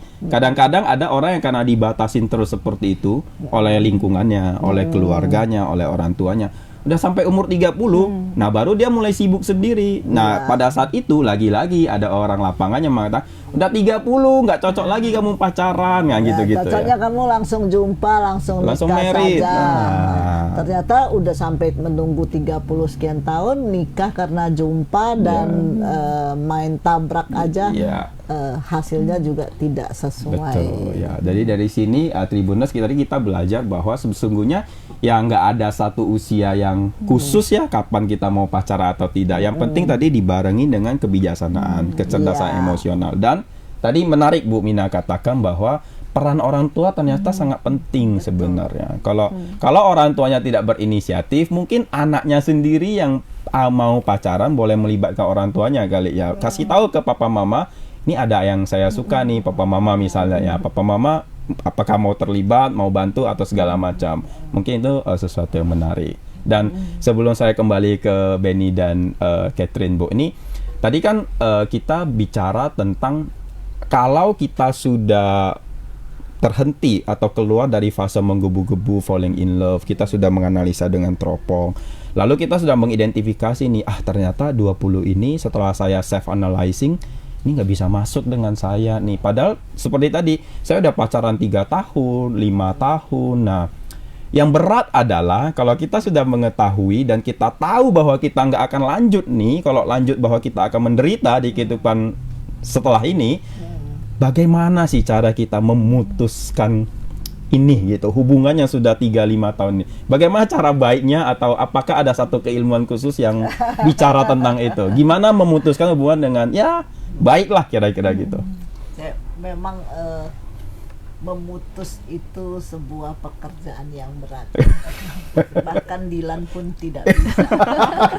Betul. Ya, tapi maksudnya kalau kita sudah dewasa dalam memulai sebuah komitmen, mungkin kita bisa mengawali dari komitmen awal itu. Kita sedang mencoba menyesuaikan diri, bukan bahwa ini merupakan kepastian. Kalau pasti ngapain pacaran nikah, kita langsung kan begitu. Jadi komitmen di awal itu memang kita di prosesnya menyesuaikan diri loh. Kalau memang kita klop, kita pas, kita jalan terus. Tapi kalau misalnya salah satu pihak sudah ini, ayo kita duduk bareng. Di sini saya punya masalah. Kan dia dengan kondisinya yang seperti itu sudah berlangsung, katakanlah umurnya 25, sudah berlangsung 25 tahun dan dia baik-baik saja tuh. Kita yang nggak baik-baik dengan kondisi dia. Berarti yang punya masalah siapa? Kita, saya. Bukan kamu punya ini, tapi saya punya masalah. Jadi itu kita diskusikan. Dari hasil diskusi itu mau bagaimana? Bisa jadi yang satu tuh, oke, saya mau mencoba untuk melatih diri saya begini. Atau kadang-kadang hal yang menurut kita besar, menurut mereka tidak besar. Ada juga yang menurut kita sepele sekali, tapi menurut yang mengalami itu jadi kondisi yang sangat menjengkelkan toh. Jadi itu semuanya subjektif. Artinya ya penting untuk ya punya satu deal atau kesepakatan atau agreement awal, gitu. Jadi mungkin yang belum pacaran bikin agreement dulu. Ini adalah proses penyesuaian. Kalau prosesnya sesuai, nggak mungkin 100%, tapi bisa jadi 70, 75, 80. Saya pikir tuh angkanya sudah sangat oke ya. Dalam tanda kutip yang sisanya itu bukan permasalahan yang besar. Ya, yang krusial, yang sangat-sangat kritis. Iya, iya. Kalau boleh tanya nih, tadi kan ada bilang bahwasannya kita pacaran itu udah lama, tapi udah posting banyak susah hapus. Nah, kebetulan nih kita udah LDR, kebetulan Koko juga jarang posting ya di sosmed. Aku sama pasangan aku nggak pernah posting di sosmed. Sama, kita juga bukan tipe yang posting tuh. Bukan tipe foto juga. Kalau foto ada banyak di galeri Bu, tapi memang nggak posting. Jadi menurut Bu Mina nih, sebenarnya pacaran sehat dari psikologi itu bagusnya kita memang posting, publikasi atau gimana? saya malah melihat ya, kamu nyaman dengan pasanganmu, kamu nggak posting, pasanganmu masalah nggak? Enggak. Oke. Kamu nyaman, pasanganmu masalah? Enggak. Berarti ini fine aja. Tapi kadang-kadang kita ketemu sama pasangan, kamu kenapa tidak proklamasikan aku? Kapan aku diperkenalkan ke? Kamu nggak serius ya? Ke media sosialmu ya? Ngakuin aku. Berarti Yes. dia membutuhkan sebuah pengakuan. Yes. So jika dia butuh, kamu tanya lagi, saya nyaman nggak proklamasi? Kan begitu. Ini bermain di negosiasi. Ya. Okay. Kembali ke pribadi masing-masing lagi ya. Jadi banyak kan kita lihat suaminya baik, istrinya baik, tapi rumah tangganya berjalannya flat aja, nggak ada yang namanya GGC tadi, getar-getar cinta. Getar-getar cinta itu adalah sesuatu yang harus kita build untuk agar dia terus-menerus bisa menjadi hubungan itu segar kembali seperti waktu pacaran. Kayak saya agak kurang setuju dengan tadi kamu bilang setiap hari adalah spesial, so tidak perlu dirayakan. Kenapa? Sometimes misalnya kita lagi ngobrol, ingat gak waktu Valentine 2024? Cakep, masuk. Waktu itu kamu siaran di sini-sini, aku lihat kamu loh gini. Itu cerita-cerita yang momentum seperti itu bisa membangkitkan kembali yang namanya GGC gitu ya. GGC itu. Contohnya gini, waktu pertama kali pergi naik mobil berdua, mendengar lagu ini di radio gitu kan, terus makannya di rumah makan ini, beberapa waktu kemudian itu kita ulang dengan lagu yang sama, pesan makanan yang sama. Pada saat itu getar-getar cinta itu bisa kembali kita munculkan gitu loh. Jadi cara-cara simpel seperti itulah yang akan terus membuat tungku cinta ini menjadi panas. Oh, ada pertanyaan lagi nih. Silakan Kat. Jadi kan ada yang bilang nih kan Bu kan, biasa diminta pilih cinta atau komitmen kalau udah jalan lama nih. Jadi saya pernah tanyakan juga ke pasangan, cinta atau komitmen. Kalau menurut saya pribadi komitmen, karena mungkin cinta kan kita bisa kadang lagi kesal cintanya menurun lah begitu. Tapi kalau dia bilang cinta, kenapa gitu? Jawabannya hampir sama, tapi kita harus membangun cinta itu, karena cinta harus dibangun gitu, jadi harus selalu menjaga. Kalau menurut Ibu dari sisi psikologis, memang cinta atau komitmen? Iya, ketika kita sudah berkomitmen pada orang tersebut, cinta ini harus dipelihara. Kalau tidak, cintanya itu memang lama-lama padam. Kita lihat ya kayak bapak-bapak, ibu-ibu di rumah tangga tradisional ya, pulang, makan, nonton TV, tidur. Jadi kayak dua orang asing tinggal dalam satu rumah yang sama, setiap hari membicarakan hari ini daging naik, ikan turun, telur langka di pasaran, aku kena marah bos. Jadi nggak ada lagi jiwanya, nggak ada lagi kehangatan cinta itu. Padahal dua-duanya orang yang baik. Kok rumah tangganya nggak gitu? Karena emang harus diperjuangkan, emang harus dipelihara, nggak bisa tumbuh sendiri. Jadi kalau kita sudah berkomitmen, cintanya harus dijaga. Itu dia sepasang. Ibarat sayap merpati ya, nggak Yeah. boleh kiri aja. Cakep, masuk dia. Cakep. Iya. Nah itu tadi saya menangkap ya pesan yang sangat ini masalah sangat penting lah ya, atau boleh dijadikan highlight hari ini kalau mau dijadikan quotes ya. Tadi Bu Mina mengatakan bahwa kita itu perlu ini ya, perlu selalu menumbuhkan GGC tadi, getar-getar cinta ya. Kita jangan memunafikkan bahwa memang ini penting sesungguhnya ya. Jadi itu tadi Bu Mina kasih contoh ke yang udah berumah tangga, yang mungkin yang konteksnya persepsi sekarang ini kan kalau udah berumah tangga itu udah mulai melupakan cinta, lebih ke perjuangan hidup, ekonomi, terutama anak sekolah, harga ini itu naik, segala macam naik. Mungkin cinta udah mulai dikurangin, tapi pada saat cinta berkurang, kita harus meletupkan kembali. Oh, pernah nih ada ini. Tapi juga saya melihat kalau kita tarik ke konteks pacaran, ini juga mungkin ya dapat terjadi dengan pasangan yang udah lama bareng bersama, tapi nggak merit-merit nih. Misalnya saya seperti Benny, menurut saya 10 tahun itu cukup lama. Sebagai orang yang ini ya, berkomitmen, berpasangan mungkin belum deal aja. Katanya kalau KPR pun udah lunas ya.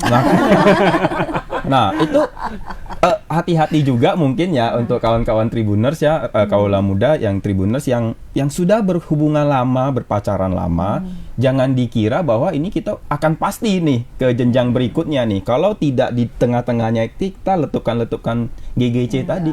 Sesekali memang penting banget itu. Mau ingat nggak dulu waktu kita ke Bali misalnya, kita makan sate ini kan itu gini-gini. Tapi kok nggak pernah dibahas-bahas ini, Kalau nggak ya pernah flat aja. diulangi ke Bali, cuman kamu ingat nggak makan sate di Bali, tapi nggak kunjung ke Bali, Iya, gitu iya, kan. Jadi Iya.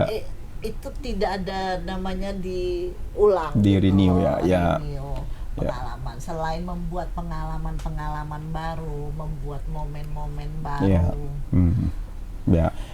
Makanya saya waktu itu ya, saya baru married dengan istri saya waktu itu ya. Kami komitmennya begini, kita sebelum punya anak nih ceritanya, kami lihat nih satu artikel tentang David Beckham dan Victoria Beckham kan. Jadi mereka katakan tuh setelah mereka punya 3 atau 4 anak gitu ya, mereka memutuskan setiap weekend mereka akan pergi ke mana gitu, atau teater yang mana, atau ke arena main yang mana. Mereka akan menikmati kembali, mengulang kembali masa-masa pacaran, dan mereka betul-betul menunjukkan itu dengan cara betul-betul berpakaian kayak remaja gitu loh. Mereka nggak malu-malu, padahal udah tua nih 2 orang nih kan, David dan Victoria. Tapi ya pada saat saya bahas misalnya dengan istri saya, kami merasa itu menarik. Dan jujur saya sendiri sekarang kami mempraktekkan itu. Untungnya saja walaupun anak saya masih kecil, tapi untungnya saja ada popo yang dapat jaga, ada babysitter dapat jaga. Jadi kami berusaha every single weekend kami berusaha lah ya untuk ya kita kemana deh gitu, nonton kek apa kek, dan kita mengulangi. Dan saya setuju 100% dengan Bu Mina, ini penting untuk kita jaga. Kalau tadi tidak ada special day, mungkin Benny harus mulai dari ini, podcast ini Ben didengarkan oleh pasangan. You must create a more special day or special moment, or I don't know, special apa lah nanti ya. Jadi setiap momen itu mari kita buat jadi kenangan yang bisa kita kenang. Semakin banyak momen-momen indah yang bisa kita kenang, tentunya hubungan itu menjadi semakin hangat. Jadi tidak lagi berjalan day by day seperti biasanya, rata-rata air saja. Lama-lama itu akan menjadi hubungan yang flat. Jadi ini saya mau menyambung karena kita lagi bicara momen-momen gitu ya. Nah, saya pengen tanya nih, biasanya ini yang paling indah, yang gitulah, gitulah ya, macam Bang Komen yang baru masuk DPD. Ada nggak sih di Catherine dan di Benny selama kamu orang berhubungan pacaran, momento yang paling indah dan memorable yang mungkin unforgettable, yang kamu nggak akan bisa lupakan nih sampai sekarang ya? Saya nggak bilang nanti kan ini hubungan masih panjang ya, bisa jadi you will create another momento yang spesial lagi. Tapi until now, misalnya saya minta satu aja, ada atau tidak, dan kenapa momen itu you think so special? Benny dulu mungkin coba. Kalau dari saya mungkin tadi ya deep talk itu. Ya, deep talk. Ya, karena sebenarnya kalau dari saya dengan pasangan saya itu sering melakukan deep talk. Jadi mungkin sebulan ada beberapa kali lah, tetap ada lah. Bisa visualisasikan nggak deep talk tuh maksudnya apa? By call atau apa yang dilakukan? Jadi deep talk ini terjadi ini bukan direncanakan, tidak. Jadi biasanya kalau saya dan pasangan saya itu komunikasinya itu tidak ada waktu yang pas ya, maksudnya apakah setiap malam atau gimana, enggak, tapi bisa mendadak misalnya kebetulan saya kerjanya itu WFH ya, jadi bisa saja tiba-tiba ditelepon gitu sambil kerja, tiba-tiba bisa masuk ke deep talk tuh. Nah, begitu juga dengan saya juga kadang tiba-tiba telepon nih, oh ternyata lagi jalan-jalan gitu. Nah, jadi tidak ada satu waktu yang pasti, oh harus jam sekian, harus setiap malam sebelum tidur atau apa, enggak. Nah, jadi biasanya lebih ke deep talk, membahas termasuk yang nanti setelah nikah kayak mana gitu. Nah, dari sana itu terdapat insight-insight yang menurut saya, oh ini bagus nih, ini kalau diterapkan boleh nih gitu. Kalau bilang special moment, maksudnya kalau yang ketemu mungkin apa ya? Yang sampai sekarang kalau kamu misalnya sedang sendiri nih duduk termenung, nah momen itulah yang kamu ingat gitu. Wah, ketawa-ketawa sendiri, senyum-senyum. Ada nggak momen yang seperti itu? Momen-momen yang mungkin orang merasa biasa aja ya, misalnya meditasi bareng, kemudian makan Indomie di mobil, makan Indomie di dalam mobil, di bawah pohon, itu pernah dicerita lagi, itu nanti kita kayak gitu lagi ya, kayak gitu pernah. That's exactly the getaran cinta. So kamu create sebenarnya, tapi bukan di maksudnya tidak di spesial day gitu, tidak di special day, momennya, gitu. Jadi adalah kadang di sini kemarin kita waktu jalan-jalan di sini di Sulawesi, waktu kita jalan-jalan kayak gini, nanti kita datang lagi ya. Tapi kali ini nanti mungkin kita bawa orang tua juga, jadi karena suasananya enak gitu kan. Wow. Mungkin seperti itu sih. Wow, keren. Ya, semakin banyak momen-momen yang bisa kita kenang bersama, ingat bersama, cerita bersama, akan menjadi semakin bagus hubungan. Wow. I'm happy for you, Ben. Saya tadi kan mengira soalnya ini kok Benny nggak create momen-momen ya. Ternyata actually you have a lot of moment. Kamu punya banyak sekali momen, tidak di hari yang orang bilang so called special day, harus di Valentine. Karena ada orang yang kasih coklat harus di Valentine. Ada juga orang yang kasih coklat tidak di Valentine. Kan boleh kan? So I'm happy for that. Artinya bisa jadi tiba-tiba ini beliin bunga mawar. Kamu kenapa kasih saya bunga mawar? Karena kamu hari ini pakai baju ini cakep sekali. Yes, exactly. Momen gitu.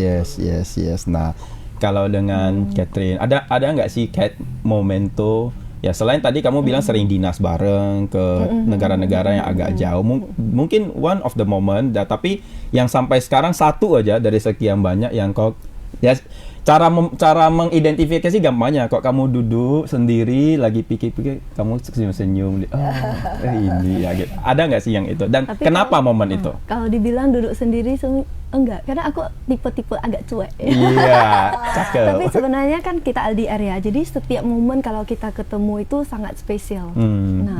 Cuma ada satu yang benar-benar dan paling spesial dan baru kita lewati, yaitu waktu nonton konser Coldplay Singapura. Itu pun ada story-nya. Dia rupanya sebelum pacaran tuh waktu dia udah war, dia ngomongnya nggak dapat tiket. Rupanya pas pacaran baru dikasih lihat dia dapat tiket, war menang. Nah jadi di momen nonton Coldplay itu, pas ada lagu Yellow, tiba-tiba dia dengan satu kakinya berlutut di sana. Lagi banyak orang dong itu. Jadi sebenarnya dia udah pernah minta izin sama orang tua, saya juga sudah tahu, dan udah pernah dibilang mau propose. Orang tua siapa Bede? Saya. Oh wow, oh sedekat itu walaupun Iya, belum pacaran. sama mama papa sangat dekat. Sudah pacaran tapi Sudah. Oh Iya, sudah benar, pacaran sudah tapi pernah. belum propose secara resmi lah ya. Oke. Jadi udah tahu bakal ini. Ini purpose-nya untuk tahap selanjutnya ya. Wow. Ya. Ya. Jadi dia udah pernah bilang bahwasannya mau propose. Jadi, oh ya, kayaknya nggak mungkin di Coldplay. Saya udah pernah bilang jangan yang nangis-nangis, nggak mau yang sedih-sedih, sama dia bilang nanti saya udah siapin skrip panjang-panjang. Jadi momen itu benar-benar nggak terpikirkan, karena waktu itu banyak rame-rame lagi nyanyi kan nggak mungkin dia skrip panjang gitu. Saya mikirnya nggak mungkin di sana. Jadi awalnya itu dia tiba rekam dari awal sampai akhir kan dia yang rekam. Baru tiba-tiba dia suruh aku pegang, udah aku pegang gitu. Kok ribet kali ini, ngapain dah lihat, nggak apa-apa. Tiba-tiba keluar cincin satu, aku pikir prank ini, nggak mungkin karena dia udah susun skrip nih, nggak mungkin, ya udah nggak mau lihat dia kan sok cuek gengsi gitu. Dan baru tiba-tiba nampak kotaknya, aku sampai dah nggak mau lihat lagi kan. Baru tiba-tiba jongkok dia kan, itu kayak itu momennya. Yang kamu rasakan apa pada saat itu? Masih terpikir nggak? Happy, sedih, happy apa ya? Tapi waktu ditanya Bu, saya mah biasa saja. Gengsi. Kamu dengar dia cerita, bisa nggak merasakan emosinya yang besar di dalam cerita itu? I feel the padahal joyful. Ditahan-tahan nih ya Bu ya. Artinya inilah the happy moment milik kalian berdua. Meskipun gengsi ditahan. Jangan gengsi. Lain kali kalau misalnya ada berantem, tinggal ngidupin lagu Yellow aja. Nah, saya penasaran, why Yellow? Apa Yellow apa sebenarnya? Kalau kata dia kan memang biasa orang propose di lagu itu kan, look they signing for you, itu liriknya ya. Jadi persiapannya sedemikian matang. Wow. Dan dia propose pas di lirik itu waktu diungkapkan. Wow. Dan rupanya dia belum bilang apa-apa. Saya tidak dengar apa-apa. Cuma teman di sebelah. Yes atau no. Aku nggak dengar dia ngomong apa-apa. Terakhir ya. Rupanya dia nggak bilang will you marry me kan. Udah selesai lagu, pas dia berdiri masukin salah tangan di kanan. Rupanya kanan itu kalau merit. Jadi terakhir udah pas makan selesai konser kita ngobrol. Harusnya kiri, padahal dia udah latihan. Kita ke kanan. Jadi aku bilang, udah nggak dibilang will you marry me, langsung dikaitkan di nikah. Aduh, udah paksa gitu. Jadi kita jadi bercanda, aduh, udah langsung diikat nih. Langsung nikah ya. Wow, itu menarik. Ben, kapan Ben? Coming soon. Atau ada nggak lu terpikir untuk creating that kind of moment juga? Seperti itu juga? Belum ya. Jujur belum. Tapi kalau plan sudah. Tapi yang kamu apa? Bayangan kamu atau komentar kamu setelah dengar Catherine tadi ngomong gitu, pacarnya mungkin kamu nanti di lagu Green nggak Yellow atau Blue. Komentar kamu apa? Pengen tahu aja. Ya, seperti tadi ya, waktu Catherine ceritakan itu emosinya dapat nih. Mungkin kedepannya harus banyakin momen lagi lah gitu. Tapi bukan hanya momen kalau menurut saya, tapi harus didokumentasikan. Kenapa? Kadang kan kita memori terbatas, bisa lupa. Tapi apalagi kalau mungkin ke depan kita tidak pernah tahu. Mungkin kalau lagi marahan gitu, kita waktu lihat galeri, oh itu memorinya baru bisa di-recall kembali. Ada kepikiran masukkan ke mana, YouTube atau galeri galeri. Nah, jadi bukan hanya foto kan terbatas ya. Kadang kita ada video-video juga gitu. Itu penting. Tapi jangan lupa juga bahwa ingatan-ingatan tentang momen-momen yang menyimpan emosi happy sedemikian besar itu tidak lekat kok dalam pikiran kita. Kamu bisa merasakan kan waktu dia ngomong itu, mungkin getarannya seperti pada waktu dimasukin paksa cincin. Ya langsung merit gitu lah ya, belum bilang. Baik. Ya, Tribuners ya, kita sudah hampir di penghujung acara ya. Jadi Tribuners, bagi yang ada pertanyaan ataupun komentar ataupun ya apapun ya, boleh disampaikan ke kita melalui tadi Facebook official dari Tribun Medan di Tribun Medan, ataupun official Instagram di Tribun Medan Daily ya. Jadi kita akan berlanjut sembari menunggu kalau ada nanti komentar atau pertanyaan. Nah, ini mungkin tadi saya ingin kembali ke apa sih keterkaitan orang tua atau restu orang tua. How important? Bagaimana pentingnya? By the way, misalnya untuk Catherine, kan tadi udah diungkapkannya bahwa pacar kamu sudah kenal dengan orang tua kamu. Kamu sendiri udah kenal dengan orang tua pacar kamu, udah ya? How important is that menurut kamu? Kalau menurut saya sangat penting ya, karena apalagi mau menjalani hubungan serius itu bukan hanya tentang dua orang, apalagi kita di Asia. Jadi katanya kalau hubungan serius itu bukan hanya tentang dua orang, tapi dua keluarga menjadi satu. Jadi sangat penting. Sebenarnya dari awal sebelum mulai baru proses pendekatan, awalnya itu kebetulan saya sama mama sangat dekat. Jadi waktu itu kita lagi di Jakarta, ketemu sama dia. Waktu itu saya lagi tenggorokan panas dalam. Oke, lagi sakit. Jadi tiba-tiba di satu hari itu dia orangnya cuek-cuek sok cool juga sebenarnya kalau nggak kenal. Maka bad boy itu Bu, tertarik juga. semi bad boy lah ya. Oke, ya. Jadi tiba-tiba dia rupanya udah persiapkan honey lemon tea, dia buat sendiri. Dia tiba-tiba tok pintu kamar. Siapa dia? Mukanya flat gitu. Aku kayak, nggak bicara, kayak masuk dia kayak blank gitu. Nah, dia bilang kayaknya dia ada perasaan, terus kayaknya lihat orangnya baik. Kayak gitu, tapi masih ragu. Sampai bahkan udah jadi kan, udah pernah bilang sama Mama, dia oke kok, tulus kok. Saya tanya kan orangnya tulus gak? Karena saya menjalani hubungan tuh kalau bisa serius satu kali langsung, karena susah. Mau ulang perkenalan, sakit hati lagi ya kan, bukan? Aduh lelah gitu. Kalau bisa satu langsung serius gitu kan. Jadi mama pun kayak sangat oke. Dan sebenarnya pertama kali dia minta izin ke orang tua itu pertama kali dia ketemu papa. Wow. Pertama kali dia ketemu papa. Rupanya dia udah ngomong juga. Jadi aku tanya papa orangnya gimana? Oke, bagus, terus juga. Jadi saya rasa sangat penting sih. Karena mungkin dari orang tua juga pasti mereka bisa merasakan yang terbaik untuk anaknya, ada feelingnya gitu. Sangat penting sih menurut saya. Saya menerima sinyal dari Catherine. Ini saya ya menerima sinyal dari Catherine seperti seakan-akan kamu berbicara tentang he is the one. Inilah tiba-tiba terharu. Iya. Ini saya menerima sinyal itu dan ya saya merasa ya dari cara kamu ngomong, kamu seperti sangat yakin sekali, hampir 100% bahwa dialah yang akan menemani gua gitu. Nah, kalau boleh ini sebelum kita ke Benny ya, coba deskripsikan dalam satu kata atau satu kalimat why he is the one gitu.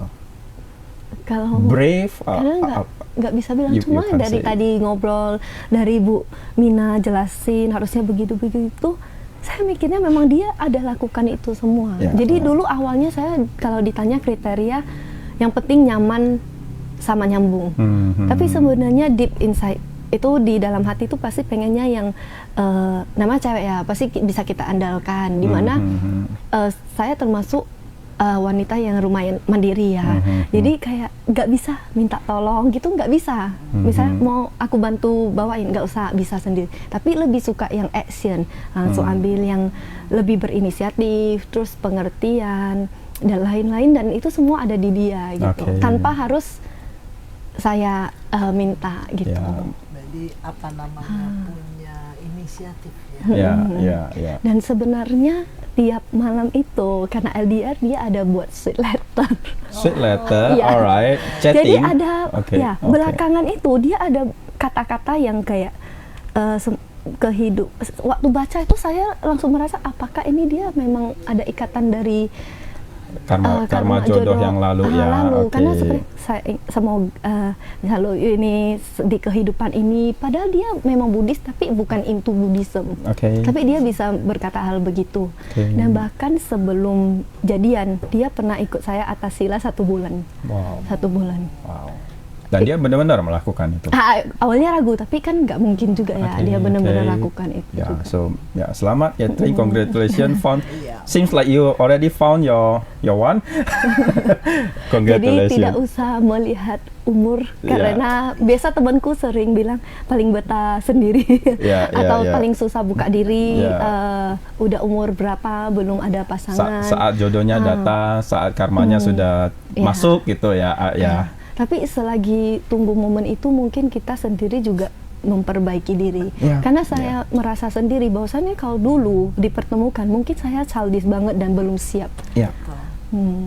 So momennya memang tepat saja. Ini kata-kata yang sangat bagus.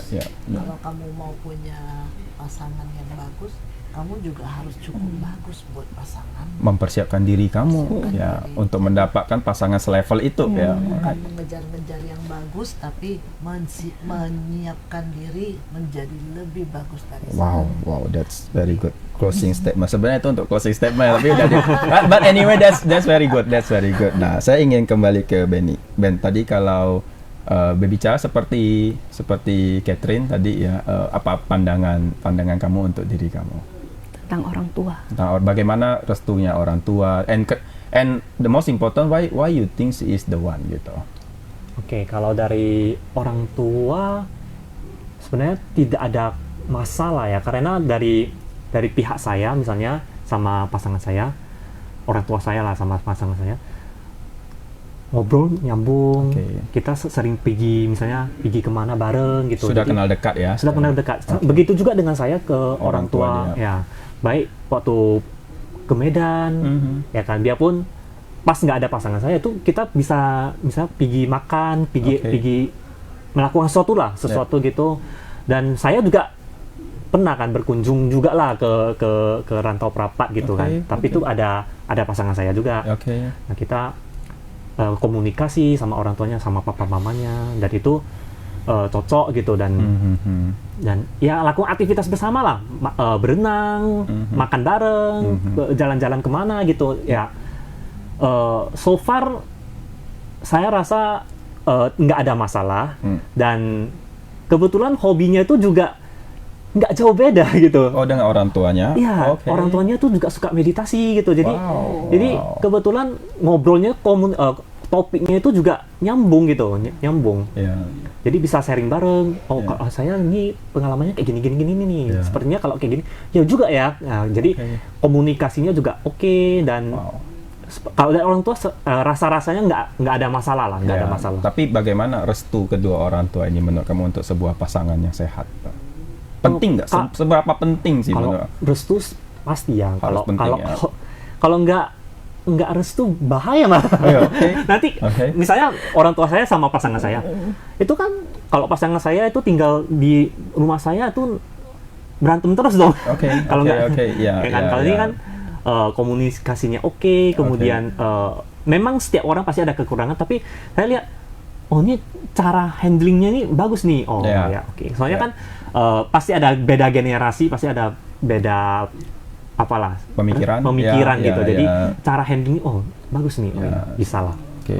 Soalnya ini saya sedang mau membangun satu mindset ke kawan-kawan, terutama Tribuners yang kaula muda, kan sering berpersepsi begini ya, waktu masa pacaran nggak usah libatkan papa mama deh, nggak perlu deh, itu masih panjang juga perjalanan. Tapi kedua narasumber kita ini memberikan contoh yang baik, bahwa dari sejak pacaran aja memang keterlibatan orang tua, restu, kemudian komunikasi dengan orang tua ini penting banget gitu loh. Dan bahkan orang tua yang seperti tadi Catherine contohnya, bahkan orang tua yang memberi advice, kayaknya dia tulus deh, kayaknya dia ada perasaan deh sama kamu, dan lain-lain. Mungkin hal-hal begitu menguatkan Catherine juga gitu. Apakah memang dia, ataukah saya coba untuk jalanin, atau gitu-gitu ya.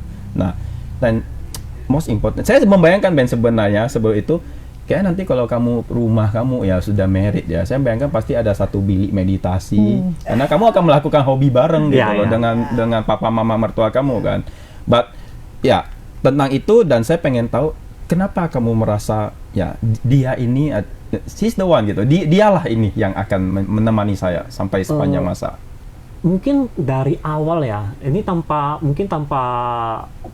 apakah plan juga nggak termasuk. Jadi gini, kebetulan yang saya cari itu yang sefrekuensi. Oke. Misalnya contoh kalau misalnya saya nggak suka cewek yang suka dandan misalnya ya kan, bukan sama sekali nggak dandan, maksudnya nggak suka dandan, dia pas pula ketemu cewek yang dandannya itu 3 jam misalnya, wah kan ribet juga ya, maksudnya ya kalau ketemu yang misalnya saya suka yang terbuka, dia sukanya tertutup, kan bahaya juga gitu. Jadi kebetulan nyarinya itu yang pas gitu, sama-sama nggak suka foto, gitu.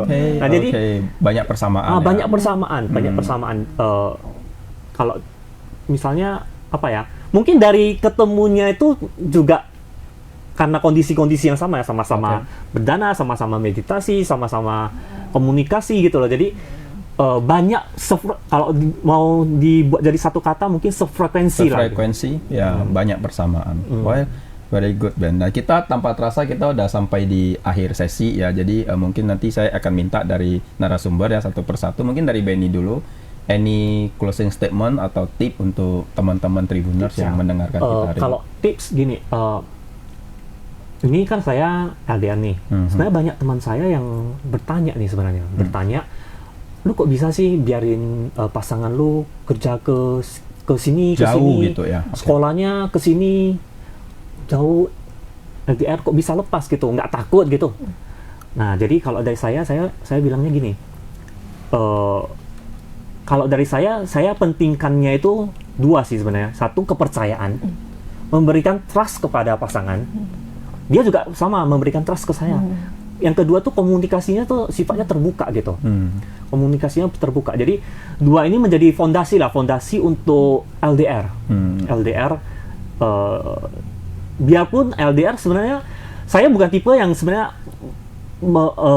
harus tahu segala kondisi, misalnya udah makan belum, bukan yang seperti itu, tapi selama ini menjalani ya saya tetap tahu kegiatannya biarpun tanpa saya tanya loh. Tadi misalnya kayak gini deh, pas video call, loh lagi sibuk apa? Oh lagi buat mau buat seminar proposal nih. Nah, jadi sebenarnya tanpa saya apapun otomatis tahu gitu, otomatis tahu gimana lah, bahkan kondisi misalnya waktu kerja secara mentalnya itu kayak mana nampak gitu. Jadi 2 kunci utama dari LDR itu menurut saya yang pertama itu komunikasi terbuka dan kepercayaan.